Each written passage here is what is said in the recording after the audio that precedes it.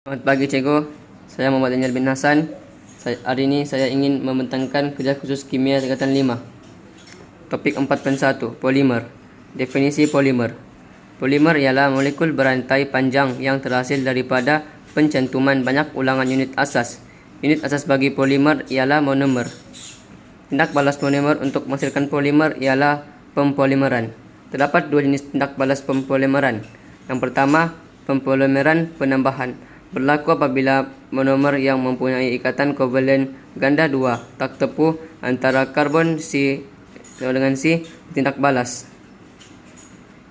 Ikatan ganda 2 dibuka dan monomer ditambah pada rantai molekul untuk menghasilkan polimer. Kedua, pempolimeran kondensasi melibatkan sekurang-kurangnya dua jenis monomer yang berbeza. Monomer yang terlibat memiliki dua kumpulan berfungsi menyingkirkan molekul-molekul kecil seperti air, amonia, hidrogen klorida.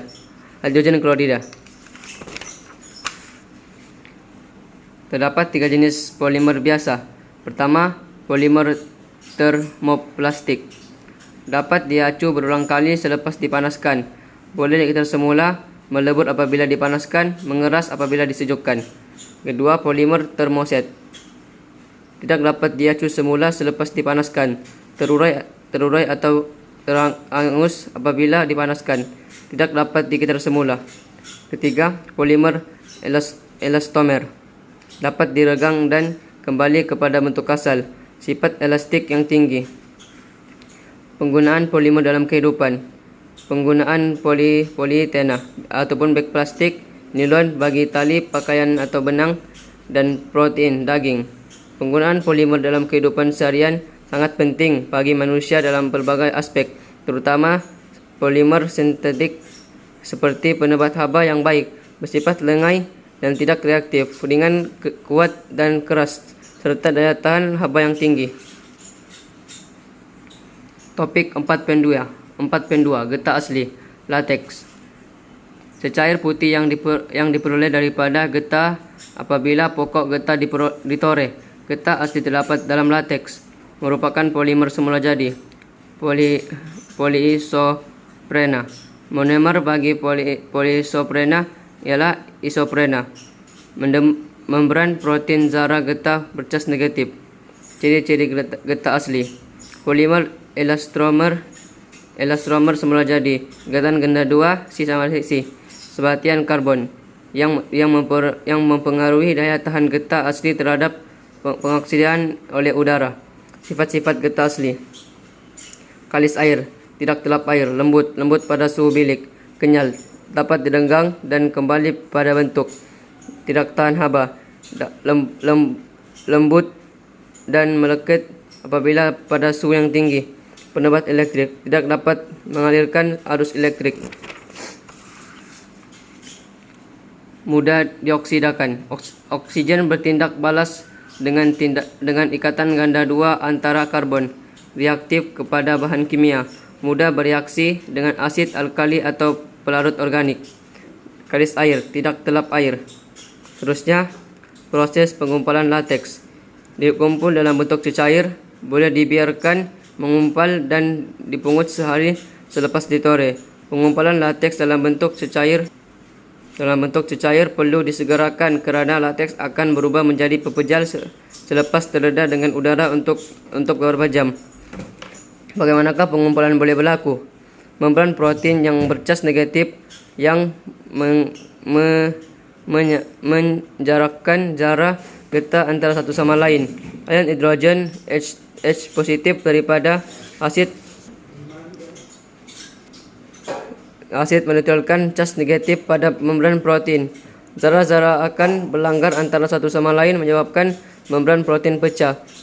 Seterusnya, polimer getah yang dalam zarah akan berkumpul dan bergabung dan menyebabkan lateks mengumpal.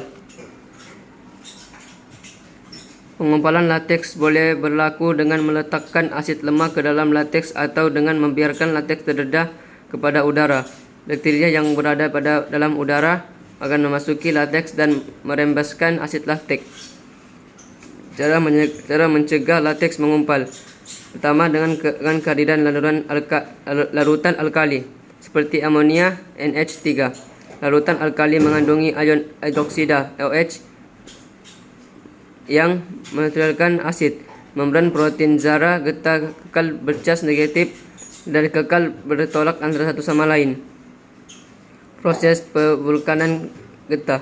Pembulkanan dilakukan agar getah dapat bertahan terdedah dengan udara pada jangka masa yang lama dan digunakan dalam keadaan atau aplikasi yang tertentu. Pembulkanan ialah proses penghasilan yang lebih kenyal dan berkualiti melalui penghasilan rangkai silang antara rantai polimer dengan mencampurkan getah asli dengan bahan tertentu seperti atom sulfur. Ikatan ganda dua antara karbon bertindak balas dengan sulfur untuk menghasilkan rantai silang. Kaedah pembulkanan tidak dilakukan pada jenis getah yang mengandungi cis amanansi, terutama getah sintetik. Kaedah pembulkanan alternatif menghasilkan getah tervulkan yang bebas sulfur dan lebih mesra alam berbandingan getah tervulkan dan getah tidak tervulkan.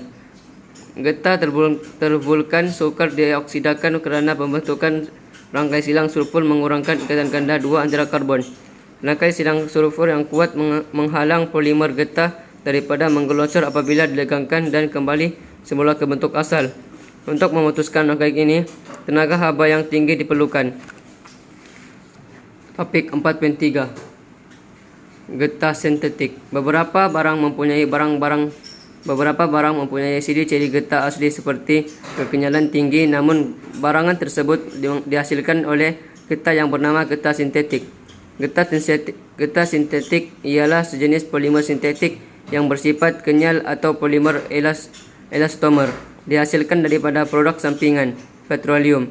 Contoh neoprena, getah strirena, butadiena, SBR dan getah silikon. Ciri-ciri getah sintetik: keras, tahan haba, tahan bahan kimia, tahan pengoksidaan, penebat haba, dan kenyal. 4 jenis getah sintetik dan kegunaannya. Strirena, butadiena, SBR. Ciri-ciri: tahan pelelesan dan tahan haba yang tinggi. Kegunaan: tayar dan tapak kasut. Getah silikon. Ciri-ciri: tahan suhu dan bersifat lenyai. Kegunaan: alatan memasak dan kedap. Dialkohol. Ciri-ciri: tahan terhadap minyak dan pelarut. Kegunaan: bahan kedap. Getah nitril. Ciri-ciri: tahan terhadap minyak dan pelarut. Kegunaannya: sarung tangan. Seterusnya topik 5.1 minyak dan lemak. Proses penghidrogenan. Proses penghidrogenan dilakukan untuk perubahan lemak tak tepu ke lemak tepu kerana minyak mempunyai peratusan lemak tak tepu yang tinggi. Gas hidrogen HE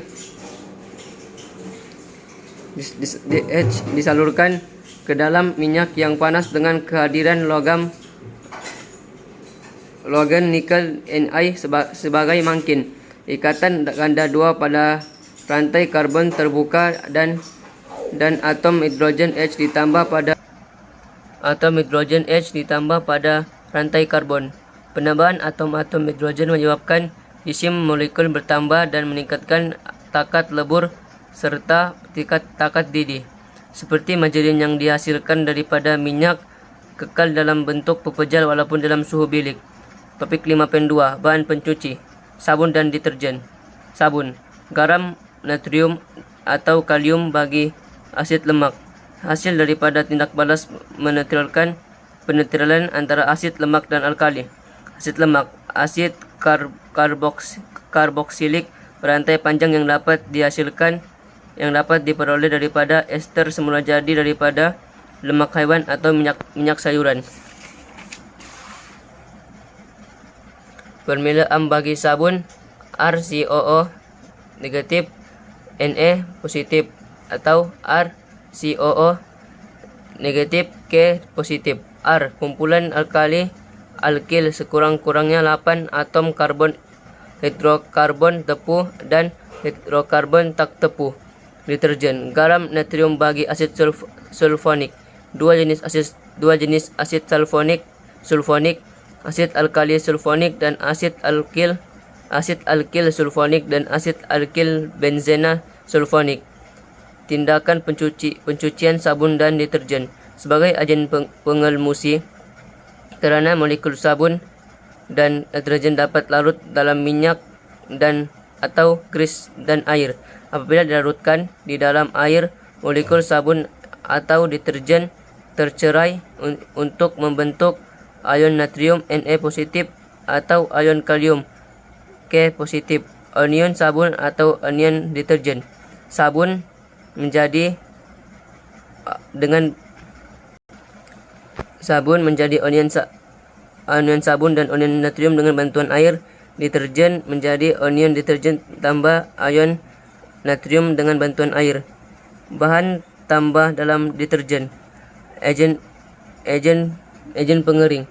Memastikan serbuk deterjen kering dalam bekas. Contoh natrium sulfat dan natrium silikat. Seterusnya bahan pewangi menambah kewangian. Contoh melur dan lavender. Nomor 3, agen anti-enapan, menghalang kotoran yang dikeluarkan oleh deterjen daripada melekat semula. Contoh natrium karboksil metil selulosa. Seterusnya agen pengawal buih untuk mengawal pembuihan di dalam deterjen. Contoh alkil monoetanolamida, melembut air dan pembina. Melembutkan air untuk meningkatkan keberkesanan deterjen. Contoh natrium tripolifosfat. Pemutih optik, menjadikan kain lebih putih dan lebih cerah. Contoh pewarna pendat luar. Agen pemutih, menukar kotoran daripada bahan tanpa warna. Contoh natrium perborat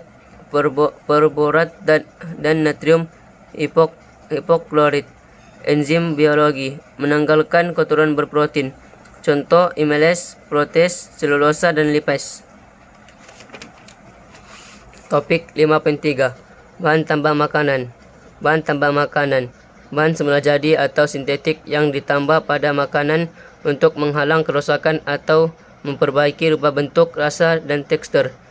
Jenis tambah makanan. Pengawet, menghalang atau melambatkan pertumbuhan bakteria. Contoh garam biasa pada ikan kering. Penstabil, memberi tekstur yang seragam dan licin. Contoh pektin untuk memekatkan jam. Pengantioksida, melambatkan pengoksidaan lemak, mencegah ketengkikan makanan yang berlemak atau berminyak. Contoh asid ascorbic acid di dalam gula-gula. Pengemulsi, membaurkan dua cecair yang tidak bercampur. Contoh lisetin dalam coklat. Pemekat, memekatkan cecair. Contoh kanji dan gelatin. Perisa, menggantikan rasa asli yang hilang semasa pemprosesan. Menambah rasa atau bau harum. Contoh mononatrium glutamate MSG dalam MSG. Pewarna, menambah atau mengembalikan warna makanan supaya kelihatan lazat. Contoh karamel untuk memberi warna perang. Topik 5.4. Ubat-ubatan dan bahan kosmetik. 10 jenis ubat tradisional. Halia, menyingkirkan angin dalam badan, mencegah selasema. Lidah buaya, fungsinya merawat penyakit kulit, melegakan luka pada kulit akibat terbakar atau melecur. Ginseng dapat membina pertahanan badan, merendahkan tekanan darah. Asam jawa melegakan batuk, mencerahkan kulit. Daun ketum melegakan sakit belakang, memulihkan tenaga. Kunyit mencegah penyakit jantung, mencegah kanser. Seterusnya, benih hitam ataupun habatus sauda dapat mengurangkan sawan, membantu masalah pencernaan. Kelapan samak mengawal gula darah, mengurangkan kehilangan tulang. Seterusnya, buah sami membantu merawat pesakit kencing manis. Dan terakhir, tulsi dapat mengurangkan gangguan sejuk dan pernafasan, baik untuk kesihatan jantung. 5 jenis ubat moden. Pertama, analgesik atau analgesik seperti aspirin, paracetamol, dan kodeina. Fungsi menegakkan sakit dalam keadaan sedar, rawatan batuk dan cirit-birit. Kesannya aspirin tidak sesuai untuk sakit gastrik dan kanak-kanak kerana menyebabkan ulcer perut. Paracetamol melebihi dos dapat menyebabkan kerosakan hati. Kodeina menyebabkan seseorang itu berasa mengantuk. Antimikrob seperti antibiotik, antiseptik, dan disinfektan. Fungsi antibiotik membunuh atau merencatkan pertumbuhan bakteria. Antiseptik digunakan di bahagian luar badan. Efektif memusnahkan patogen yang terdapat pada objek bukan hidup. Kesan antibiotik perlu dihabiskan supaya semua bakteria mati. Jika tidak, penyakit akan berulang semula. Nomor 3, ubat psikotik seperti haloperidol, chlorpromazine, dan clozapine.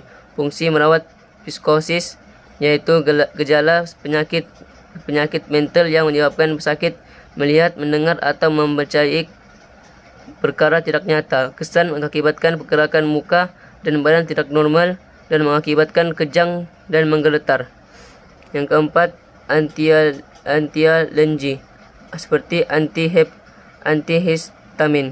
Fungsi dapat menegakkan hidung berair dan kegatalan. Kesannya mengakibatkan mengantuk, menyebabkan mulut terasa kering, gangguan penglihatan dan sembelit jika diambil pada dos yang tinggi.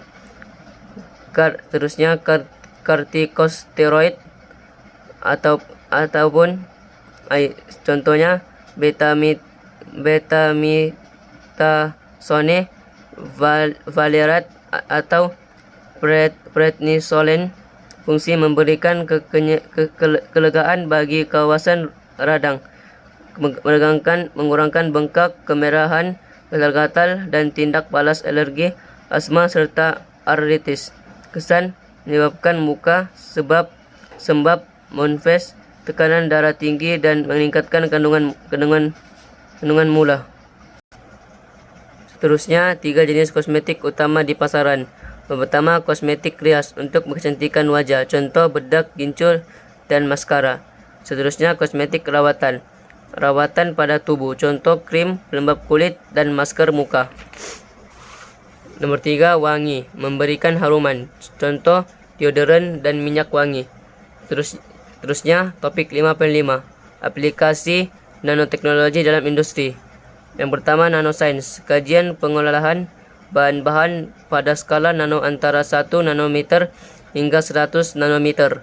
Nanoteknologi, pembangunan bahan atau peranti dengan memanfaatkan ciri-ciri zarah nano. Pelbagai aplikasi nanoteknologi seperti makanan, bahan tambah makanan berskala nano, pembungkus makanan anti mikrob, pertanian, racun perosak yang lebih efektif, pembajaan yang lebih cekap dan menyeluruh, perubatan, peranti ujian yang lebih sintetif, sistem penyampaian obat yang lebih berkesan. Seterusnya, tekstil, fabrik kalis air, api, dan kotoran, fabrik pelindung sinar UV dan anti kedut. Seterusnya, tenaga dan elektrik, sel solar yang lebih efisien dan lebih kecil, bateri yang lebih tahan lama. Sekali, semikonduktor dan elektronik, semikonduktor yang lebih kecil dan efisien, sistem pendawaian dengan konduktiviti yang tinggi. Itu saja yang dapat saya sampaikan. Sekian, terima kasih.